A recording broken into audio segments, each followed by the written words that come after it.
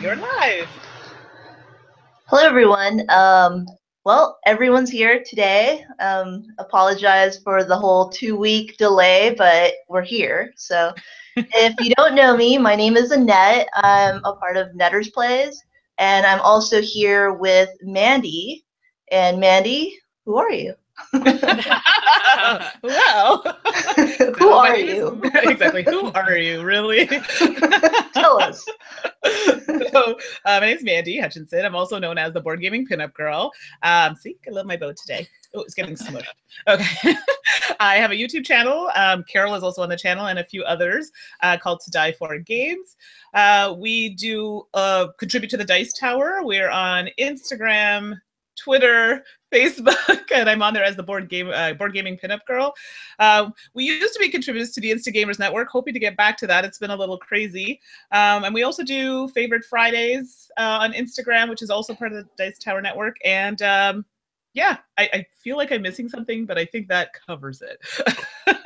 Yeah, there's a lot of stuff that we all do. Exactly. It's hard to cover everything. So and Caryl, yeah. Who are you? Yes. That is the question, isn't it? So I'm Caryl, known as Caryl Has No Tan on Twitter and Instagram. Yeah. Caryl Has No Tan. I'm sorry, the name gets me every time. Anyway. So I do contribute to Die For, also for the Kickstarter segment on Dice Tower, as well as customer service and sales for Leader Games, who made Vast, and some other stuff. Yeah. What about you? Tell us about you. Okay, well, I just mentioned a little bit, but I'm Nettersplays on Twitter and YouTube and Instagram and Facebook, and I participate with a lot of things. For example, this chat and Instagamers Network, and I also do the Dice Tower Board Game Breakfast and Meeples Included and podcasts like here and there. I just try to collaborate with as many people as I can and try to have fun. So you can find me pretty much anywhere. So we do a lot. I think we're busy women. We are. But today we're all here because we're going to talk about cute games.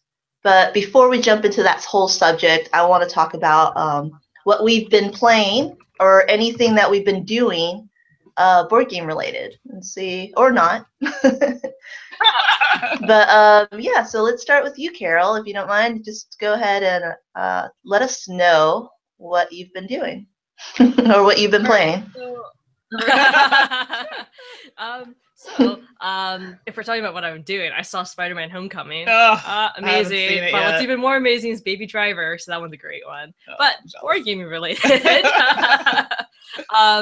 Let's see. I haven't had a chance to really play a lot of new games other than for review stuff that we were cramming in yesterday. Okay. But I have really been enjoying Century Spice Road. Finally. Okay. I've been playing it with my partner, and we've been playing it 2 players.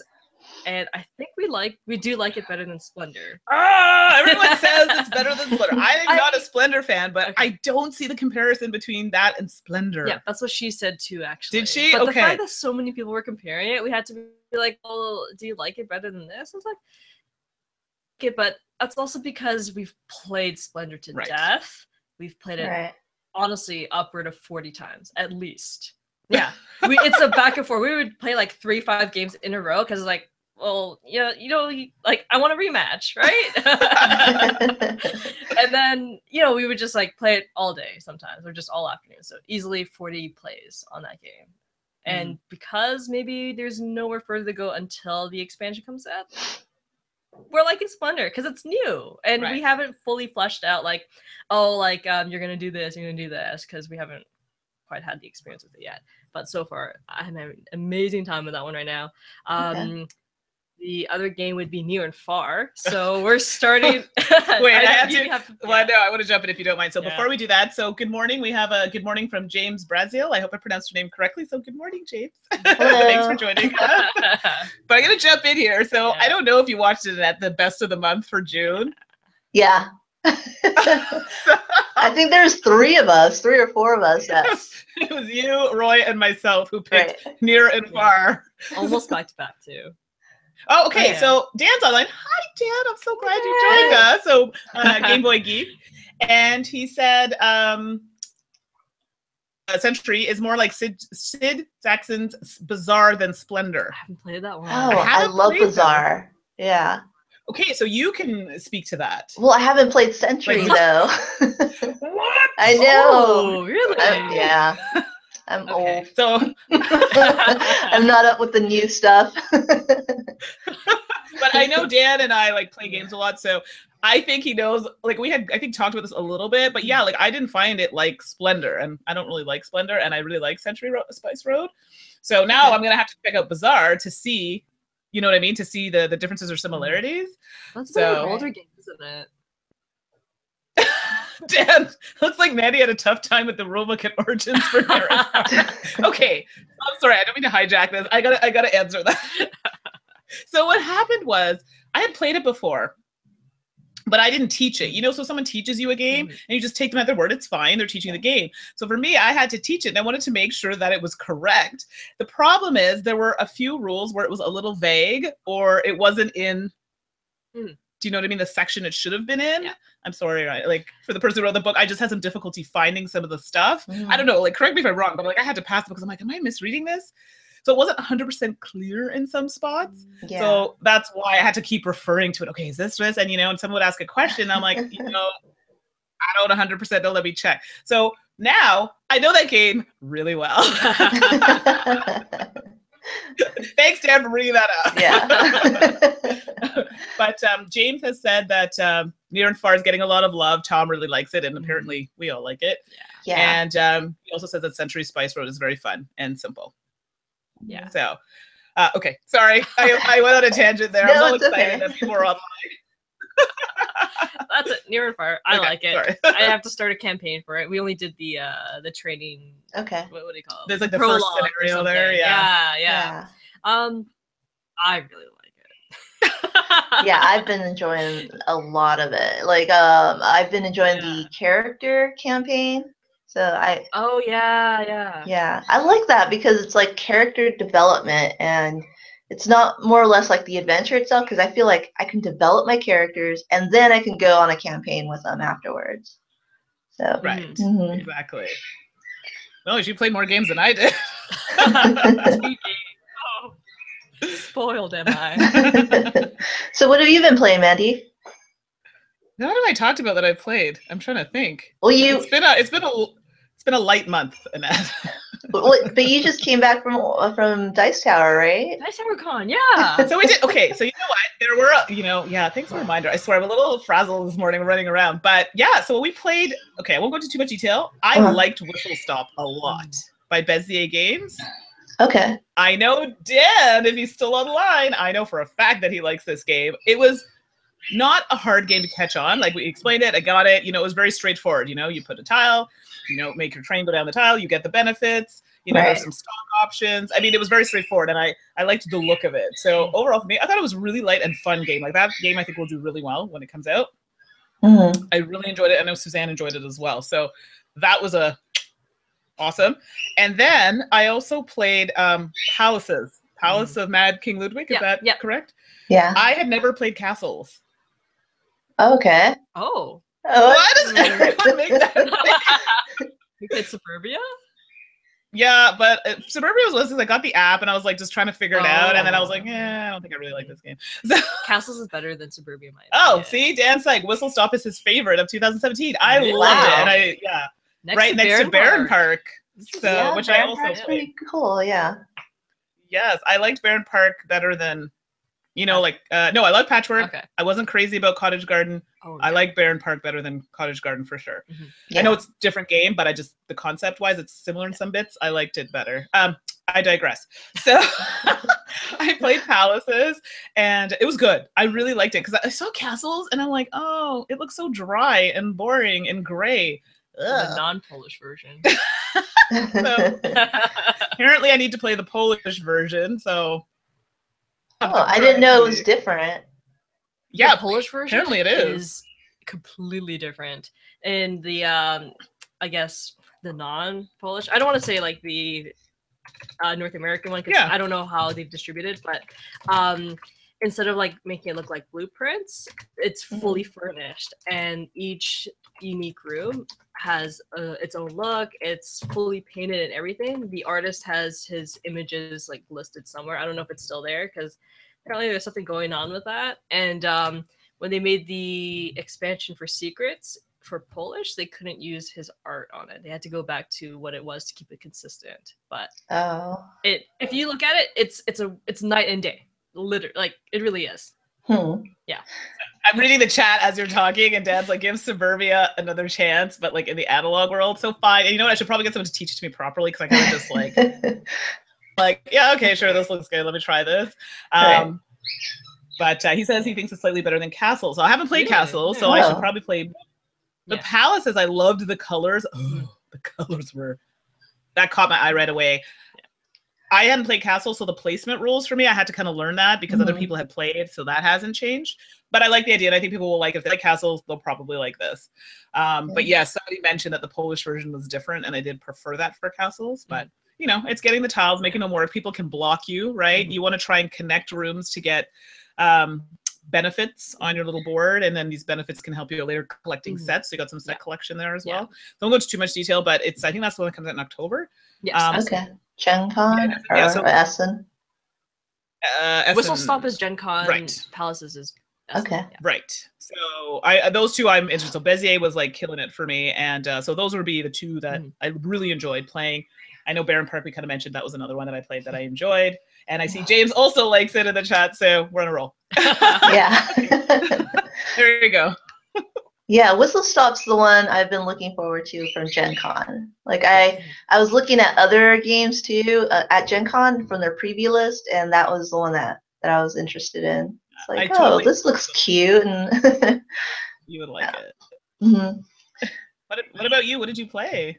Well, I've been on a tour with the climbers. Oh gosh, it's so heavy. But I have the climbers, so I don't know if you know the story about what's going on with this game. No. So the climbers is an older game, and it was only released in Europe. But now Capstone Games, they're coming out with a new line called Simply Complex, and they're reprinting this and bringing this to the States and sending it off to the rest of the world. So this one's coming out later, hopefully this year. And for the meantime, it's going on a US tour. So it's going to different contributors and kind of handing it off from one person to another. And then everyone plays the game, you know, talks about it or does whatever they want with it, review it or whatever. And it's just going around from like contributor to contributor. So like it was started with Tiffany, who's doing the whole thing, the one tar. And then she sent it off to Maggie Bot. And then Maggie sent it over to me.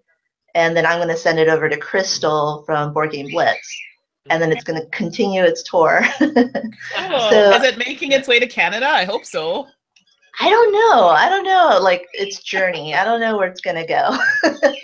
I do have to ask, though. You said it's simply complex. Is that what it said? Yeah, so it is. Capstone normally makes like heavier games. Is that a heavy game? So it is physically heavy. Okay. But simply complex is like the line where it's a little bit more like approachable than the other games. So it's going to be a line where it kind of comes out, but it's not a heavy game or intimidating. It has few rules. You know, it's easier to get into, but it still has its complexities. Simply complex. So would you say it's like gateway-ish or mid-weight-ish or? It's super simple. Like the Climbers itself has a whole bunch of blocks, and the way that it works, it's an abstract game, and you rotate the block. So you grab a block, you rotate it, you put it somewhere else, and then you move your little like pip from one spot to another. So it's like Santorini. Sort of, yeah, but it's a lot more complex than Santorini because you have colors. And the pips can only stand on their color or neutral color. And so it gets like, it's really easy to introduce. The rules are simple, but the game lasts like about 45 minutes or more with more players. And then all of a sudden, like, it gets super mean at the end. It's a really mean game. Like I'm interested. It's I love Caryl, I'm interested. But yeah, so I've been playing this. I actually got to play it yesterday with Ambi from Board Game Blitz and Edo too. And Edo has this Legendary Creatures game out, and he did Herbaceous too. So we always see each other like at cons, but like local cons, but we never get to hang out. We actually hung out yesterday. It was fun. And so yeah, but it's the Climbers. I've been playing that one and kind of trying to take it out on tour. I did a whole like a tour around San Francisco yesterday with it. It was a lot of fun. Sounds awesome. Yeah. Yeah. Cool. All right. The chat's buzzing over here. So while you guys are talking, I'm. That's fine. So I guess we should probably get into the main subject, unless you want to mention anything else. Before we get into it, do you mind if I talk about Gen Cant really quickly? Definitely, yeah. Yeah, so it's gonna be super quick. So I'm one of the judges in the Gen Cant Roll and Write contest. Edo is also, is it Edo or Edo? I always say it wrong. I would say Edo. Eduardo, so Edo, yeah, okay, so like short for Eduardo. Okay, so he's also one of the judges, and so we are going through the process now, hoping to have a winner picked really soon. There's some really great entries. Like I'm just shocked at how many we got and how good some of them are. So it's really exciting. So just throwing it out there, we're working on it, it's happening, and that's it. Even though I'm going to Gen Con. It's like those are, some people are not. So anyway, so that's it. Just want to throw that out there. Yeah, no, I know a couple people that were making their own games. I think you guys got like over 80 entries. That's crazy. So are you all splitting it up, or are you playing all 80 of those? There are a few of us that are plugging their way through all.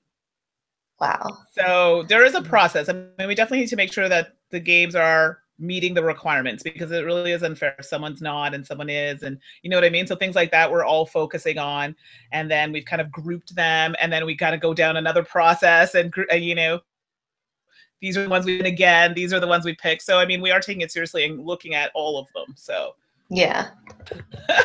That seems like a very fun project, but also tedious. Yeah, it's both. And you know, so you know, it's hard when you get some that are, the rules maybe are not clear, but you know, we're hoping at the end we'll be able to provide feedback for people, and you know, and tweak it. So we'll see how it goes from there. Okay, cool. It's a small little project, you know, that you guys thought about and you guys are all collaborating with, but all these entries, oh my gosh. It's a lot. I mean, I'm happy to have it. So. But I'm just going to poke in here. We've got some chat happening about some of the games. So Dan, I'd asked what people had been playing for the month. And I know, okay, so Dan played Viral. I saw it at the Dice Tower Con. I didn't get a chance to play it. But he was saying he played Viral last night. You played last night? And he said he played Giant King Domino. Oh, I love games. It will be available in small quantity at select retailers. When? When? Dan, you need to tell us when now. And James has played Unreal Estate. I really like that game, actually, by Mark Spector's group. It's quite good. Ghost Blitz, Role Player, Sagrada, Imhotep, Grog Island, Stone Age, and Pandemic. Holy moly, you had a very good month. And Eden played Sagrada and Zolkin. I've never played Zolkin, but it looks really good. Oh, yeah. Yeah, I've played it. It's really good. I like it. Yeah. It deals with, like, I think you would really like it. It's worker placement, but, like, it has a timing element with the gear system. It's really fun. Yeah, it's one on my list I have to pull out, but I have a lot on my list right now. So, yeah, I'm getting there. Sagrada, I've played. My copy's still in plastic, but I've played it. Okay, so Dan says he's not sure. What? That's a steal. I know. That's really good. So, Dan, I think Caryl will be contacting you later to get more info. All the giant games I get are upwards of 300 US. Yeah. Like Rhino Hero Giant or Supersize, whatever they called it. Right. That one was 300 US plus shipping from Japan, I think. Right. And then the Giant Colt Express was 400 euros, which was too pricey for me. Yeah, that's a lot. But $50, that's amazing. I'm down. Yeah. The US, that's a steal because really that's good. like 75 Canadian. I get more one. I know, right? No. Anyway, so there you go. So I'll be poking in every so often with the chat, but I know you wanted to move on to our. Yeah. No, feel free to jump in and mention what's going on in chat. Yeah, But sorry, no, as far as cool. So whatever the subject is, it's cute games. Sorry. So let's talk about cute games. And so, what does it mean? Yeah, what does it mean to you guys as far as a cute game? Like, what do you consider it as being? Like, for example, is it just art, or is it just more than just art? You know, what do you think is a cute game? It's really easy to go to art because, you know, cute is such like an aesthetic kind of description. But I know we're going to talk about it later, but mechanics can definitely be cute too. But, you know, right off the bat, saying something that's cute, I immediately think of something colorful, small, usually animal related. mystical creatures. Yeah, mystical creatures. Mystical creatures. Yes. Usually it's just something, I don't know, like sometimes there are things that have that, but it's not got, you know, that fantasy element, but I wouldn't call it cute. It's so hard to say. I would have to see it all the time. Right. I don't know about you guys. Yeah, I think it's something like super colorful and pastel-y in a way, or kind of, you know, the tone of the game and the theme of the game also takes into account, and also the mechanics, you know, how it works and the smallness of it too, how tiny something is. Usually it's cute. So that's what I think too. It's usually, you know, something that's small, tiny, cute. And pretty. I do find something like, exactly. I do find something like Quinto or 21, those small roll-in rights. I find those really cute. Maybe too because they're small. Yeah. Right. I find the gameplay of it cute too. I don't know. I don't know why I think of it, but those are two cute games that don't have, you know, the art in it, but it's got the colors. And that's for me, the color is huge. Like, so for example, I purposely wore this today because it's cute, right? It's like a little bow today. But those are, you know, exactly what you just said. Color, certain kinds of icons or things are cute, you know? So 21 is cute to me. But can I say, if we had a game about like elderly people, I think it would be so cute. Oh, like bedpans and broomsticks. I find that really cute. It's cute. I mean, it doesn't have to be babies. Yeah. It doesn't have to be magical creatures. Yeah. I think it's cute. Right. Old people. Sure. I don't know why. I just feel like, oh my gosh, they're so cute. But yeah. There's, you know how sometimes like cuteness is associated with like, oh, you know, that game is too cute. It's too simple or something, but just because it has the cuteness involved with it, it doesn't necessarily make it a simple, easy game. Usually it is because it's attracted to a younger crowd or whatever. But I like to see more like heavier games with like cute themes, you know. And I think that's something that we can explore and kind of hopefully in the future games like that will come out. Yeah, for sure. But we also have Eden here says, and this is true because I've demoed this game about probably 100 times at BGGCon. Fabled Fruit is a cute, and the mechanics are awesome. And yeah, so I mean, you're falling into that whole Fabled type game, and I mean, the animations were cute because of the animals, and you're making like smoothies. What's that? Well, in the game at the bottom, it is really. Oh, I didn't know that. So like, yeah, so you have these animals, and then you're trying to basically accomplish the recipe that's on the bottom, and you do that, but with the fruit cards. Okay. Meeting legacy, well, like loose legacy elements. Right. Okay. That's why I say it's like a fabled game versus a Oh. legacy, because we're not destroying anything. Right. Okay. I get it now. It's like, Have you guys all played Fabled Fruit before? I haven't played it. And okay. Yeah, I haven't played it, but I know what it's about, and I've seen Rado play it. So yeah. It's cute. It is a cute game, you know, and I could see why people like it, you know. Yeah. So Anyway, but it appeals to a whole bunch of people. Yeah, so then going along that line with cute games, so what is the cutest game you have in your collection? And like, how is it cute in your sense? Like, what makes it cute? Let's yeah, no, go for it, Caryl. Go. I know, we're like, oh, we have so many ideas. So I think my cutest game would be Best Treehouse Ever. In both look, size of the box, and actual mechanic.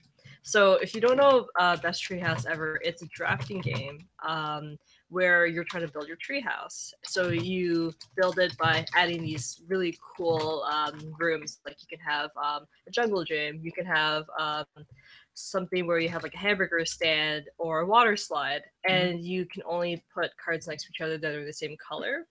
But because it's a tree, it can also tip off balance. So if you start moving, like you can't build all on one side because you have a little acorn and you move it on like where you build. So like, yeah. you know, it's like, oh, your treehouse is tipping over this way. So you have to build in the center, you have to build on the left to kind of balance it out. So I found that a really cute mechanic. Like, you know, it's like, oh, it's a treehouse.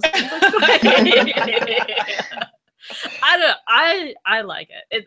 It's so cute. And it has like, all the rooms are unique, so like, you know, they spend a lot of time like making unique cards, and like, you know, it's not like reused or anything, and the kids are so cute and colorful. I like it. So there's some agreement here about best treehouse ever. So and Fabled Fruit is also the popular one here, so which is really nice. And someone mentioned Kodama. Oh yeah. Oh yeah, I love that game. Yeah, that's a very cute one. I'm really interested about Kokoro, the Kodama and Avenue game. Right. Yeah, super cute. Yeah, I'm like, oh, why did they make it like again? Because it's Avenue, but then it's like a lot more cuter, and it has like the whiteboards, and it's like, okay, I'm sold. I already have Avenue, but that's okay. Exactly, that's like me too. I contemplated. I'm like, I can't do it. Yeah, but what about you, Mandi? As far as your collection? Sorry, who makes Best Treehouse? Green Couch. Green Couch? Yeah, okay, that's which is perfect for their lines because they love doing like those very small games. Oh, what did James say? Chocolate Factory, Bowling Alley, and Butterfly Room in my treehouse. Oh yeah, I played it. Yeah, those are rooms that you can actually get. So cute. Yeah, it's so cute. So I have a few in my collection right now because we're going to be doing some reviews on some like games that are geared towards a younger audience. I have a lot of happy games, like most recently Dragon Turn, which is really cute. But that, I would say the cutest game right now is the New Mercy Trilogy games that we're doing. So you're probably like, what is that? Yeah, I haven't heard of that. It's coming to Kickstarter, so it hasn't happened yet. But it's a trilogy, so there's 3 games. There's the... Okay, I'm going to try and remember the names here. So we did which one? The Fox?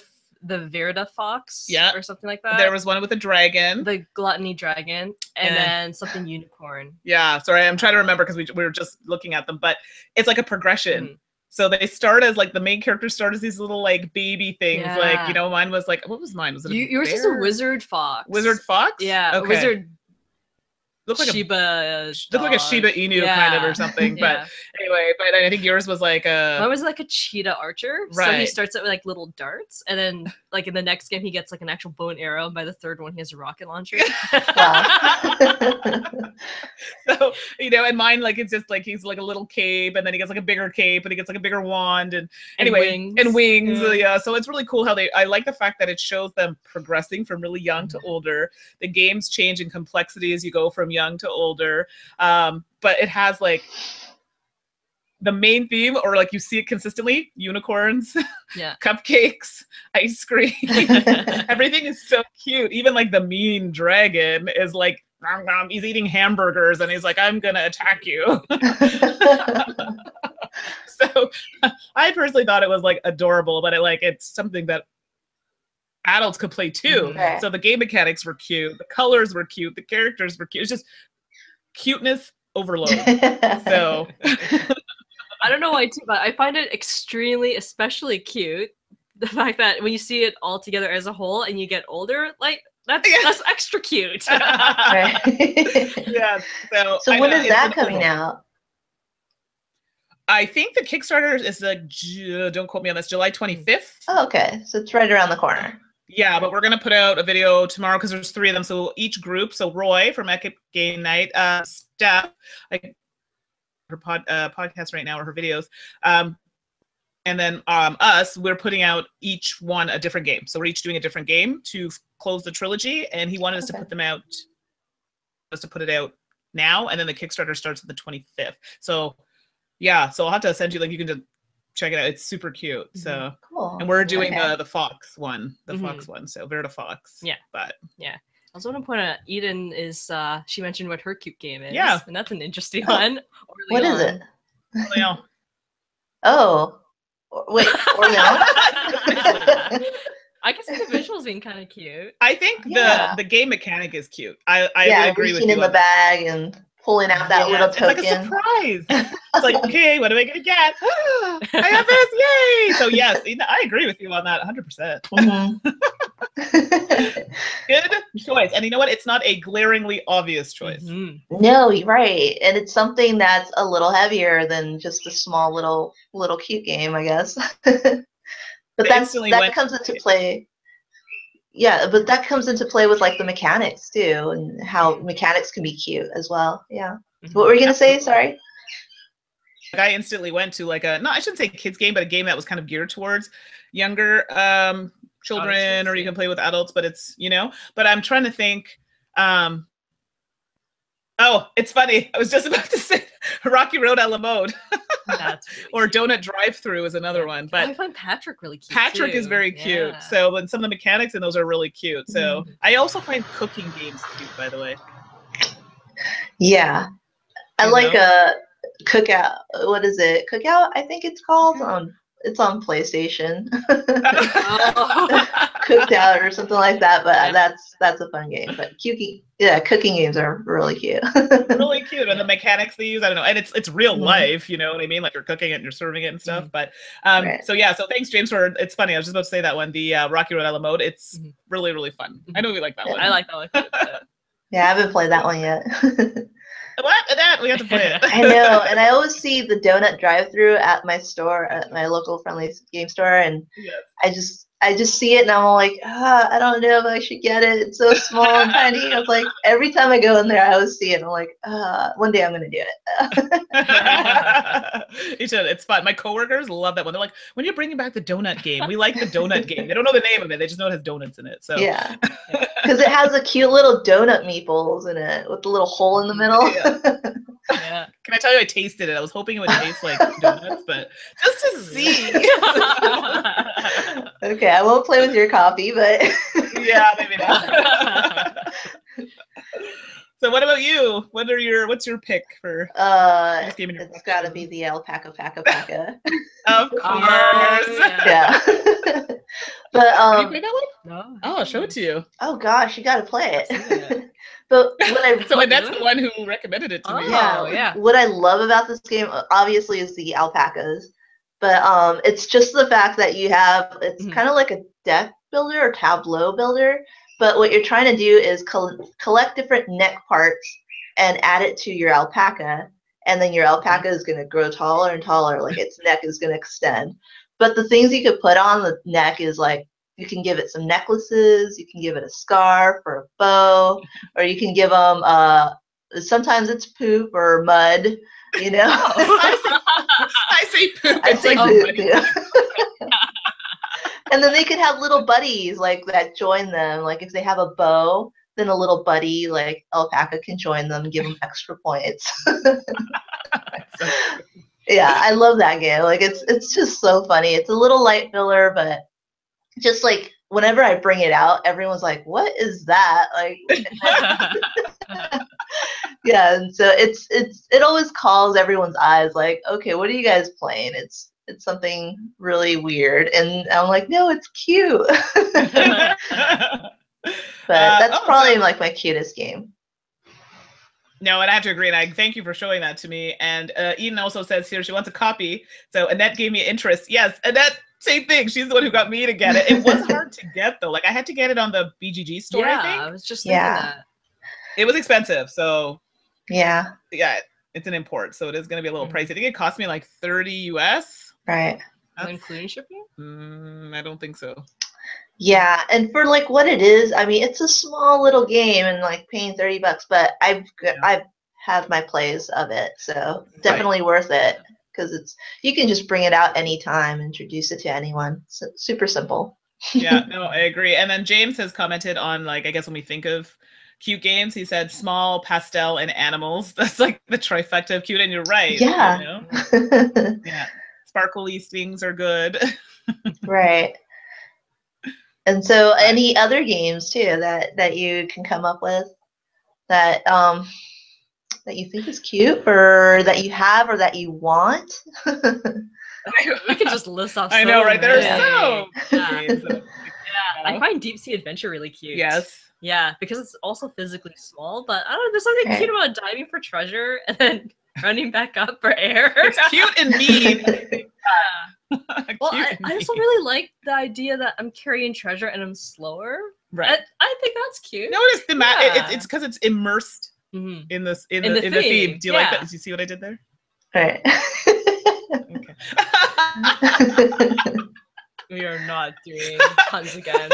We start on puns, it'll just continue for the rest of this conversation. Right. It's a show about cute games, not puns. We'll save that for another time. Yeah. But yeah, no, but we might come up with that. Okay. I'm not starting. Okay. No. I know you're waiting for me to start. I'm not starting. Oh goodness, but no, that's. But you're right. Yeah, Oink games are super cute. Here, like another little tiny box game. Insider, like the theme itself is not cute at all, but just because it's small and compact, like it makes it a cute game. I love how you're so prepared, like just like well, and I'm like I don't have any games over here. I think it's awesome. It's awesome. Yeah, I don't know. In a really unconventional sense, I also find Village cute. So do I. I think that's actually one of my favorite games.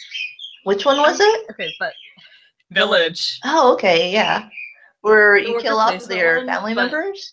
Yes, isn't that cute? I was like, wait a minute. You just take them to the little graveyard and you put them there. And that just like killed that right there. She's like, nope. One where people die. Yes, it is. Yes, as a matter of fact, it is. Oh, I just thought of another one. So did I. Gentlemen. I haven't played that game, but I hear so much about it. Yeah. You kind of have to have the right group because some people, like, it's very clearly like, oh, girls do this, boys do this. But I looked past that just just had a little role play. And then I don't know, that one was really cute because you're buying dresses and stuff and you can't communicate how much the gentleman has like money for, so you have to be like, oh, I want this, and he doesn't have enough money. Just sort of this game sounds a little. I know, right? James on the chat's like, murder is so cute. Apparently, we think so. I maybe it might be the small graveyard that I found. Yeah, maybe. So the actual look of it, not any of the small buildings, in particular the small graveyard. She's like, okay, let's not talk about that anymore. I find all of Ryan Lockett's games are cute. Oh yeah, mechanics are cute. Like you have a story, and that in itself is cute, right? Because you get to. It's like those choose your own adventure type books. I loved those sorts of things. So I find Ryan Lockett games like Above and Below, Near and Far. It's even Islebound. I mean, it's a completely different game, but I find that a really cute mechanics that he has in the game, and the games are very beautiful. Has those soft colors, dreamy like. Yeah, they all have like the similar tones, and he goes with it. Like it's always like a bluish kind of purplish kind of tone, and it goes from game to game, even though they're all different. But it's really like something that he's consistent with. Right. But I also find it, and okay, I don't want this to sound bad, so please, if it sounds wrong, I apologize, but he's cute. And when I say that, okay, hold on now. When I say that, if you've met him, he's very soft-spoken. Do you know what I mean? When he talks about his games, I hear how he explains, the story and why he chose to do this. So his explanations are cute. The way he designs his games are cute. So I need to clarify that before someone listens to this and I get into trouble.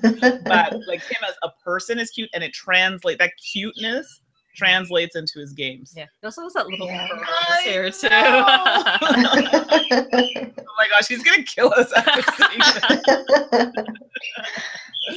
Oh, Jeremiah's online. Hello, Jeremiah. Oh, Board hey, Game Jeremiah. Renegade. Nice to see you. Yeah. Yeah. Anyway, so yeah, that would be my choice for in my collection anyway that I have as more cute games. So then, coming up with like, there's so many cute themes, but what do you think is a cute theme that you would like to kind of explore? Wish there was a cute game about.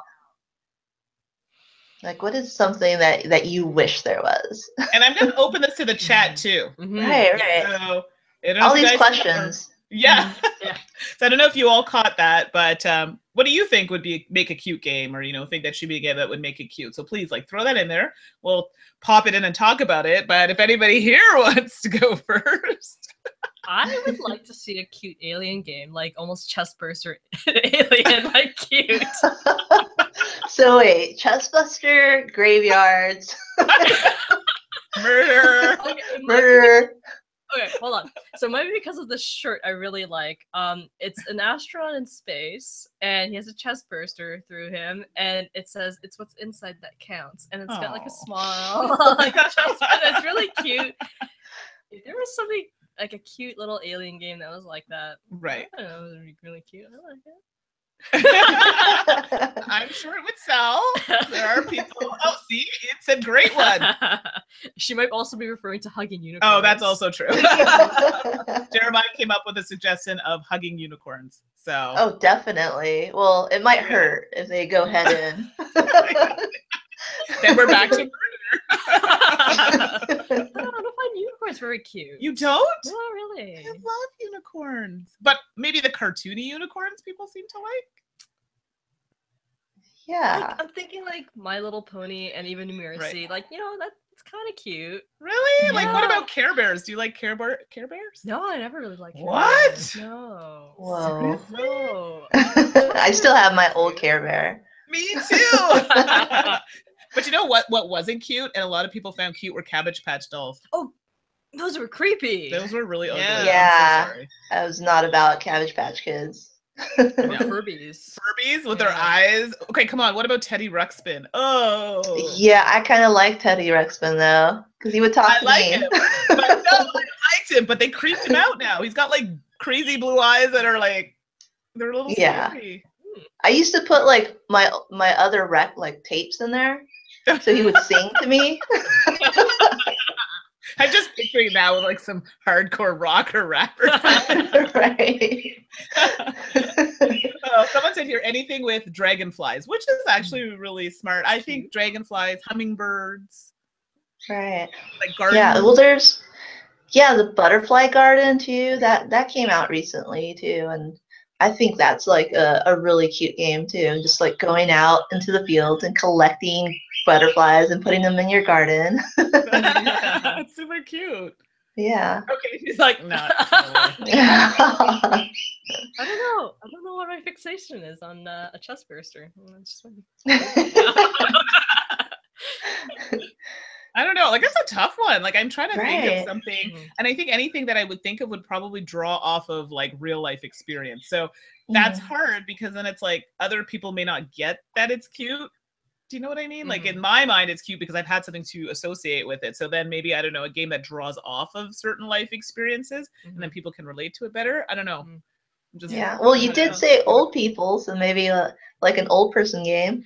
Okay, see, I can get down with it. I don't know what it is. I have a thing. Maybe my mom works in long-term care and I used to volunteer a lot. I think some like elderly people are so cute. Like some of them will swear and like just some of those stories they tell me. No, but it's funny. Oh, like Skyrim grandma. You ever see that? No. So there's an elderly lady who plays Skyrim or Grand Theft Auto, and she like swears and everything. Oh, it's super adorable. I'm sorry. I think that's great because you don't expect it. Right. And it's so genuine too. Like there's a sense of that like that's her or him or whatever. Yeah, exactly. Yeah. Okay, wait. Now we got a few comments here. James, no tans, cute meter is broken. Care Bears and unicorns are cute. I agree. And Jeremiah is like, I work in geriatrics. not cute.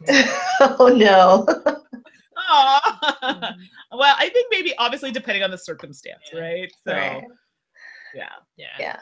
What I would love is there's already like an alpaca game, but I would love like an alpaca or llama farm game.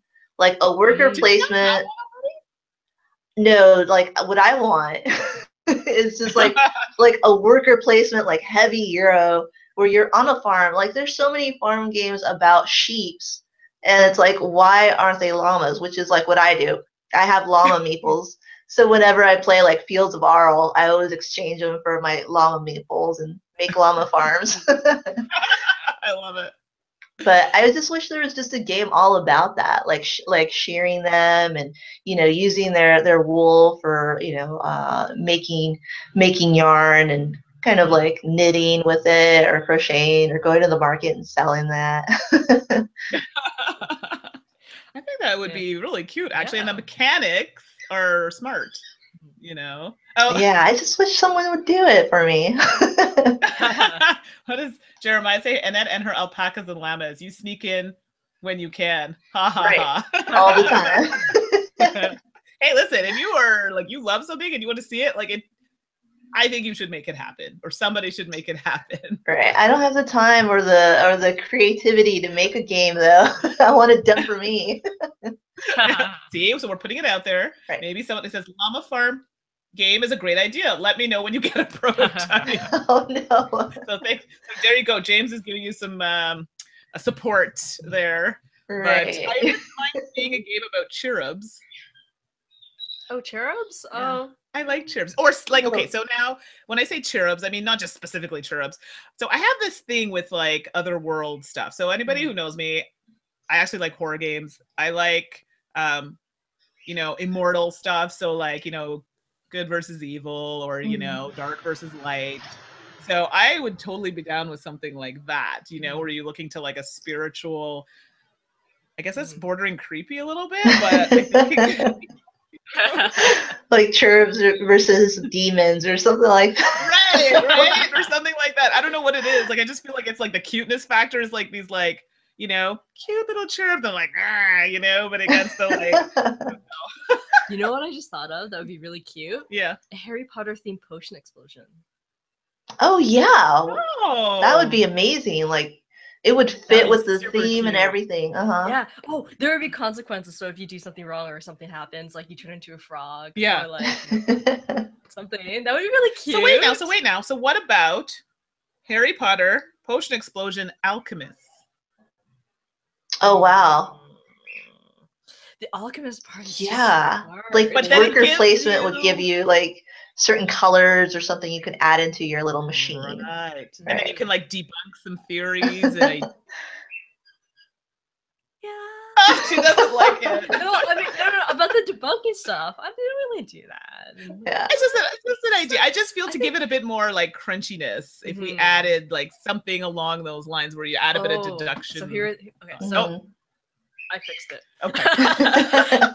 So the idea of it would be you playing as Harry or Ron or Hermione. Oh, it wouldn't be Hermione, but because she would study for this. So the idea is that they haven't studied for the test, and it's a surprise quiz from Snape, and he gives you these ingredients, and he's like, "Okay, I want you to make this potion, but you don't know what they do." There you go. Okay, so true. You're gonna get some kind of like thought process behind it, but then I think you need to introduce some kind of like advanced variant. Oh yes, absolutely. I think that. I'm not a game designer, but I feel like so. And this is what comes back to a question someone had asked me when I did. It's like not really an interview, but I was like a focus on one of the Facebook groups, and someone asked like, what kind of game in general would I like to see happen? This is cute. But then I said something about doing like a mashup where you have like elements of certain types of games and like put them together, and you totally just did that. I love seeing that. Yeah. Oh, Carcassonne is also a cute game.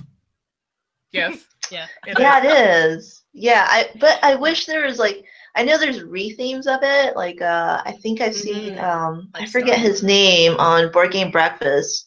He redesigns games. Oh, that's Mike. Mike, yeah, he redesigned Carcassonne with like a Simpsons theme to it. So like you're traveling. That one. Yeah, and you're trying to build like these giant donuts with sprinkles, and it's yeah, it was so cute, and I was like, oh, I wish I had that, but just like you're right. If there was like re-themes or something like that with just a cute factor added to an already existing game, but there's there's IP to deal with, but you can just add on anything. It doesn't have to be an IP. Think about it, like those are really big games, like the ones we just talked about.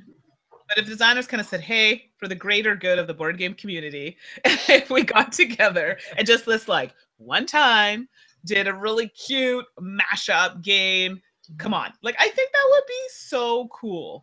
Right. Because it's a lot like there are re-themes, like with Carcassonne, for example, like Star Wars and such. But Star Wars is, I mean, it's really like there's a certain group of people that really like that kind of game, but it's space and it's a little bit more of a heavier theme. But if they made it cute, it would attract. It's already a family game. It would already attract a little bit more because of that. So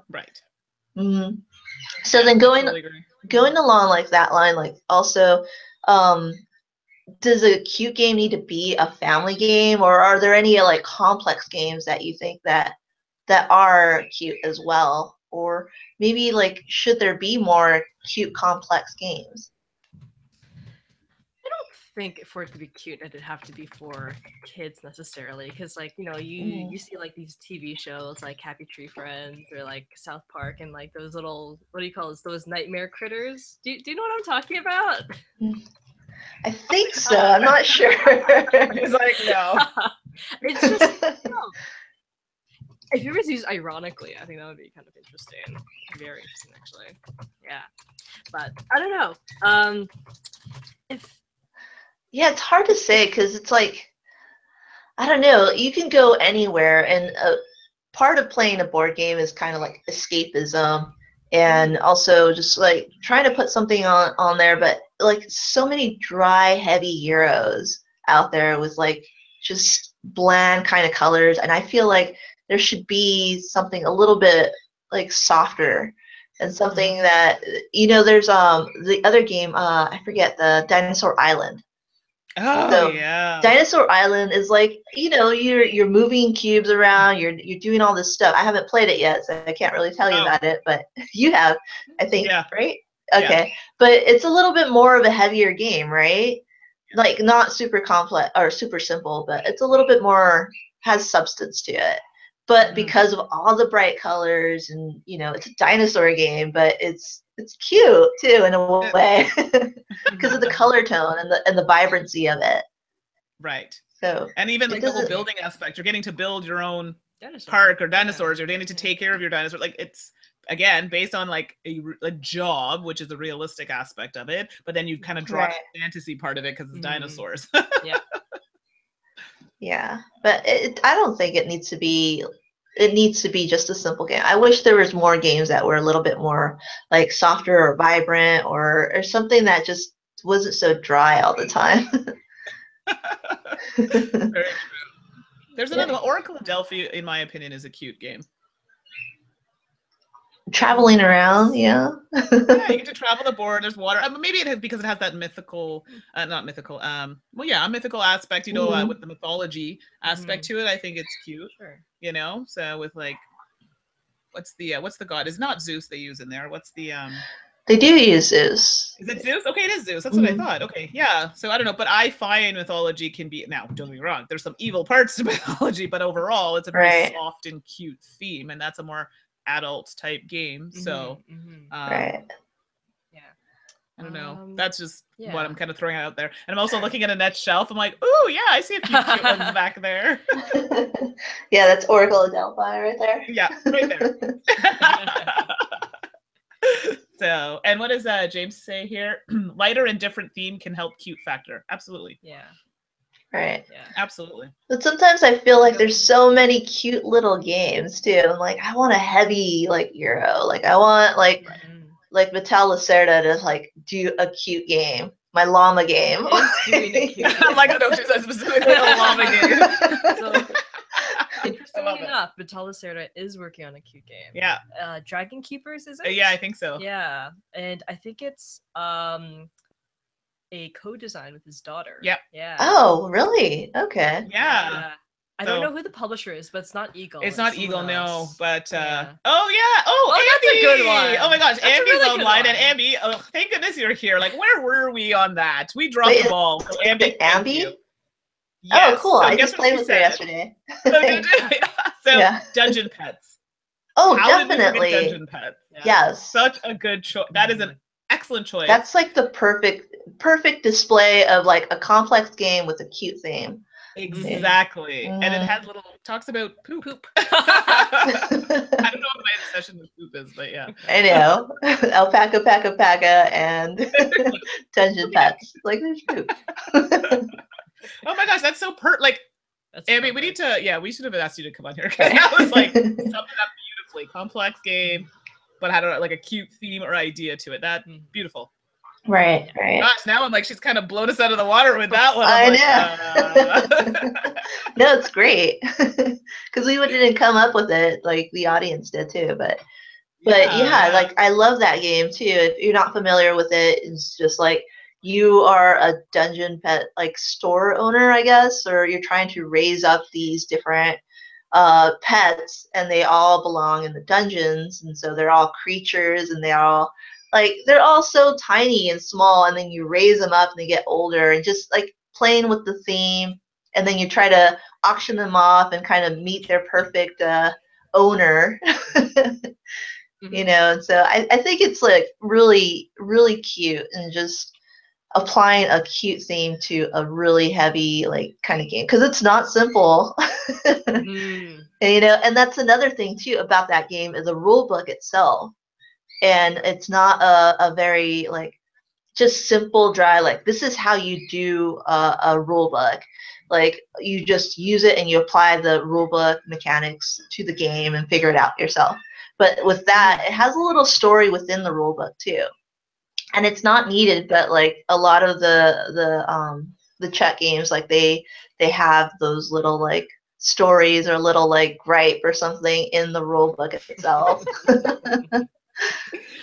It's so true. I kind of I missed that. My dogs are being a little unruly today, so I apologize. But it's perfect. I know. But James said here, poop factor games. So I don't know why poop is cute, but it is. And agreed, perfect cute factor for a meteor game. So speaking of Dungeon Pets, so right. Great suggestion, Ambi. I'm a little jealous that I didn't come up with that. Yeah. Can we think of any other ones? Now I feel like we're missing out here. But Abby, please jump in if you think of any other ones. We made a call out too on Twitter, and on Twitter I made a call out like 2 weeks ago, and I asked Twitter. I was like, hey, like, what is a cute game? And I got a whole bunch of responses. So I don't know if you guys mind if I go over it real quick. But while you're doing that, actually, sorry, before you start, Ambi kind of responded here. She's like, I love the story in regards to Dungeon Pets. If you don't buy an older pet, it goes to the farm. Right. And it mysteriously appears in the store. Right. But don't ask questions. Don't ask questions. We're back to murder again, I feel. This has come full circle. I find that cute. Yeah. Like they just like kind of like say a little bit about it, but it's done in a cute little way. Right. Yeah. Like they don't just come right out and like kill off your family members. Like we all know what happens to them. Aww. Okay, so there we go. So thank you, Abby, for clarifying. And now we found out what Caryl thinks is cute. So, so sorry, Annette, you were going to share some Twitter tweets about what we were talking about. Yeah, let me see if I could find it. I was going to respond in the chat here. Yeah. James, apparently, I guess murder is cute. I actually find Lotus and White Chapel kind of cute. Really? With a little what is it? The little hats for the inspectors and stuff. Oh yeah. So is it more of like a component thing or the actual game mechanic? I think it's cute to hide. Cute to... I don't know. Maybe it's just my mood today. Your cute meter is broken. I'm not here to judge, so yeah. But so Maggie Bot, she said, this is all on Twitter, but she said that's a hard question as far as, you know, what's a cute game, and probably Stomple. So Stomple, I'm not sure, I've never heard of that game, but she sent a picture along, and it's just like pushing these little balls and kind of like them popping out and such. And I mean, that's just like the mechanics itself in a game where, you know, a simple like little cuteness type thing, like, oh, I'm gonna pop something, and, you know, like Trouble or something, Trouble with a little popper or something. It's just done in a little cute way. So okay, I'm pulling it up while you're talking about it. great. See if I can pull it up here on the screen. So keep chatting. I'll see if I can pull it up. So that was Stomple, suggested by Maggie Bot. Also, there's Calvin Wong, and Calvin suggests Dale of Merchants, which I still haven't played that game. I know. So just can you see that? That's Stomple. Yeah. Okay. So there you go. So it was in 2010. Playing time is 15 minutes, super short. So is this the popper? Yeah, so that's it. Okay. Okay. So, and it's got, look at those marbles. Like, it's super cute little marbles. Yeah. I love that. That's great. Okay, no, that's good. Sorry, just so everyone can kind of get an idea. So yeah, definitely. And there's also Dale of Merchants, which has like all these cute little animals on the cards. I haven't played it yet, so I think you have this game, right? I own number 2. Okay. Yeah, I own number 2. It's cute. It is a very, very cute game. And the little beaver expansion pack, Eurasian beavers. I personally thought they were Canadian because they were wearing red flannel, but apparently they are not. So. Oh, sorry, just to interrupt, because I just thought of it. I'm surprised you haven't mentioned Happy Pigs. Oh yeah. Oh my gosh. See, thank goodness you guys are all here to help me out. But yes, Happy Pigs is one of my favorites. And I now have all the animals. I have like ducks, and I have penguins. So yeah. So thank you for reminding me. That is a fun one. And also Joe Sondow, he also mentioned Takenoko, which I'm surprised we haven't talked about that at all, because that's like the cutest game ever. It's got pandas, and then you feed them bamboo, and it goes in their bellies. And guess what? They do have to poop it out eventually, right? They do! They gotta finish the cards, and you gotta poop it out.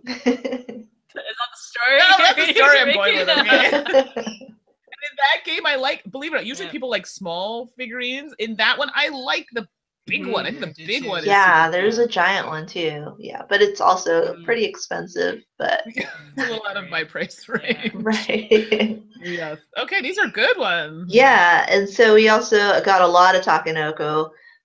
Z Garcia, he mentioned Animalia. Oh, I don't know this one. Which I'm gonna look it up while you were chatting. Yeah, so Animalia. I mentioned that it kind of looks like the artwork from Beastie Bar, so it might be the same artist, but I'm not sure. What's the spelling on it, Annette? It's like animal with an IA at the end. Oh, Animalia. Okay. I don't know how to say it, but no, you said it right. It's just me. It didn't click right away. Okay, so here I'm gonna pull it up. Let me just go to screen sharing so you can all see. There we go. Okay, can you see that? Yep, there you go. Okay, and I'm just gonna pull up some pictures. Oh, the animals are super cute. Let me go back. Okay, here we go. So let's see here. So they're talking about, so it's a family game, it's a light card game. Okay, so title insurance. Best Breeder. Ah. Yeah, and you have 3 seasons to win as many medals as you can with your show animals. Oh, that's super cute. That's adorable. And now that actually makes me think of another game that I own that I love, Agility. Oh yeah. Okay. Oh, which now makes me think of Cat Town. Well, see, Z actually has got us on a roll there with that one. Right. I know Z Garcia, he has like all these like obscure kind of game recommendations, and I'm always like interested in what he has to offer and recommend.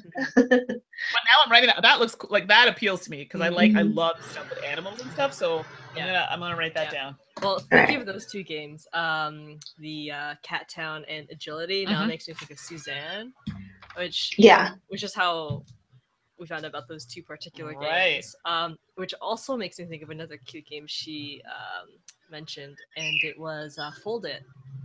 Yes. That Korean Oh game where you yeah. like fold things. That's super cute. Yeah, I played really that good. one. It was Tiffany the Wintara. She introduced that game to me, and it was like folding laundry. Which is not necessarily cute. No, but it was. Oh gosh, it was such a stressful game because you're trying to like fold laundry like as fast as you could in these certain different ways before anyone else. But yeah, like the mechanics itself, like it's like, oh, it's just like folding laundry, and if you introduce it that kind of way, it's like, oh, okay, it's kind of cute.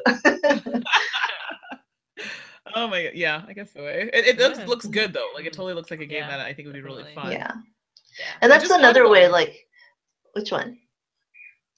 Millennium Blades, but we'll get to that later. But you go ahead.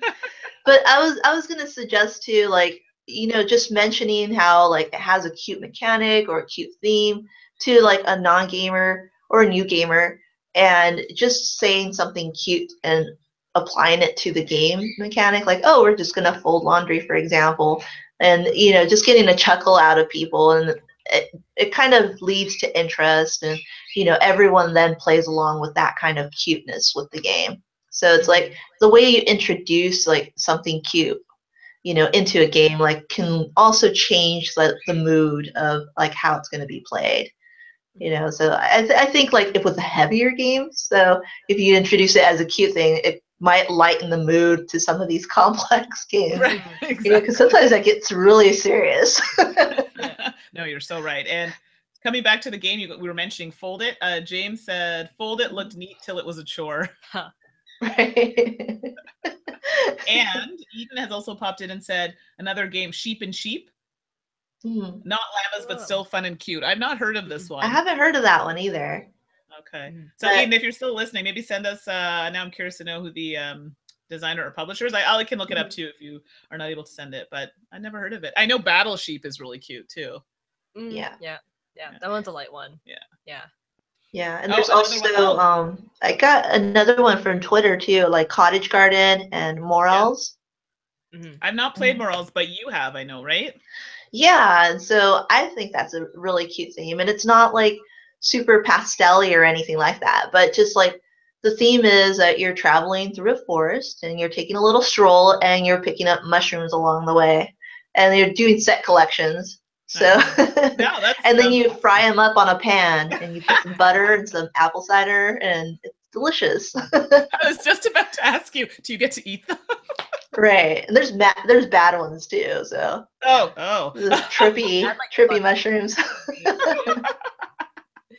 Oh, and Ambi jumped in here. Gosh, Ambi, you're like ridiculously good at the suggestions, but Imperial Settlers. Oh yeah, definitely. And it was made from 51 State, so it was based on that mechanic, but they applied a cute factor to it. So exactly. So that is perfect example of how they had one game that was a certain way, and you would not have thought it as cute, or I personally didn't think of it as cute, and then Imperial Settlers like totally like the cute version of that.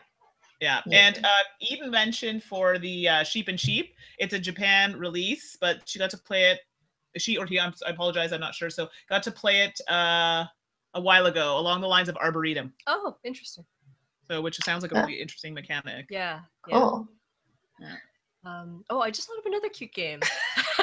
See, this is all Ambi's fault. Ambi started this. It's not Euro, but Mechs versus Minions is supposed to be very good. Oh yeah, like the little miniatures. Yeah. So do you find miniatures cute? I do find those cute. Yeah, I do too. They can be. Yeah. Mice and Mystics is a perfect example. Yeah. And it has that, doesn't it have that like RPG element or storytelling element to it? Yeah. So, oh, that's a good one. Yeah. They're not heavy like Euros or anything, but like it's midweight. Yeah. Yeah. No. Did we have any more from For Twitter? Yeah, so just breezing through it. Kodama, which we spoke a little bit about. Let's see. King Domino to Cat Tower. Let's see. There's also Cottage Garden. Yeah. A couple of Cottage Gardens. And yeah, let's see. Just a whole bunch of stuff like that. I think everyone's repeating pretty much the same thing, but those are the basic ones that come up. That's just like King Domino and Cottage Garden. Yes. And we got one more in the chat. CB. Oh, yeah. That's another cute one. Yeah, CB is a cute game. I haven't played it, but I've seen it. So have you seen that one, Annette? I've seen it, but I haven't played it either. Okay. But yeah, so that would be cute. And then Eden said that the game Sheep and Sheep is released by Okazu. Oh, okay. I'm not sure who that is. But are you familiar? Yeah, so Kazu is like it's an Asian like publishing company. I think they did like oh gosh, I think they did maybe a lot of, I think the Oink games. The Oink games are. I'm not sure. Okay. Yeah, I'm not sure. I've heard of it before, the publishing company, but yeah. Okay. So I think we've like run down quite a few there, and thank you. Yeah, there's a whole bunch of cute games everywhere. And I'm sure we're missing, but maybe when we post this, if people have more games they can think of, like by all means put it in the comments, and I'm sure other people would love to read about that. So, but thank you for all of your suggestions. They've been wonderful. Yeah. So thanks a lot, everyone. If we could just go ahead and just say where people can see us or kind of join in with chats or video vlogs, recommendations, or anything like that. Tell us where we can find you. Caryl? Yeah, so I can start. So you can find me Twitter, Instagram as Caryl Has No Tan, or you'll find me in some videos of Mandi on To Die For Games, as well as any of these chats. So I'm always around. And for me, you can pretty much see me everywhere. I'm always on social media, but mainly here on YouTube under To Die For Games. We also have a Facebook page with the same name, and Instagram as well. That's just recent, as well as our website. You'll find me, the Board Gaming Pinup Girl, on Instagram, the Board Gamer Pinup Girl on Twitter. And I forgot to mention that we also have a live stream we do on Twitch, and we'll be hopefully live streaming on YouTube and Twitch at the same time. So full gameplays. So you can definitely check that out. And I am a Dice Tower contributor, Throw Punch Lunch, Board Game Breakfast, Game of the Month, Fridays. And I implore people to check out Confessions. That's our newest one, and Annette has been a part of that, so thank you. And I'm trying to convince Caryl to throw a video my way. So. Yeah, and then I'm Annette, also known as Nettersplays. So you could find me all over social media, Instagram, Twitter, Facebook, YouTube as well. I have my own channel there. I also participate with Meeples Included, Instagamers Network, and the Dice Tower on Board Game Breakfast. And then I also collaborate with a whole bunch of people like here. So yeah, definitely just follow us everywhere, and don't forget to subscribe and like if you like. And definitely comment down below and just keep up the conversation too after we leave. That's awesome. Yeah. So that's it, I think, for today. And we'll be back in a month with another topic, but we'll post about it in advance so people can, can give us some ideas. James, great video, ladies. Always fun. Oh, thank you so much. We really appreciate you listening, and I'm a little silly sometimes. So but yeah, so we'll be here in approximately a month, and we'll have another fun topic to talk about. Yeah. All right. Bye, everyone. Bye, everyone. Thank you. Guys. Bye. Thanks.